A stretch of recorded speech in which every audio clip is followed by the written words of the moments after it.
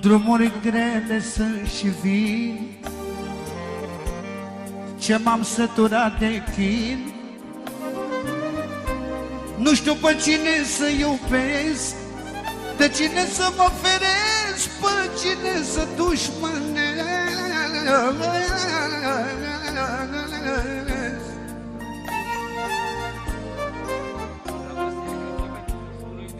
De la Vasile Cățel pentru cuscul meu ducă Necula. De la Vasile Cățel, care îl iubește mult, cu sărămâna lui. Trăiască familia ta.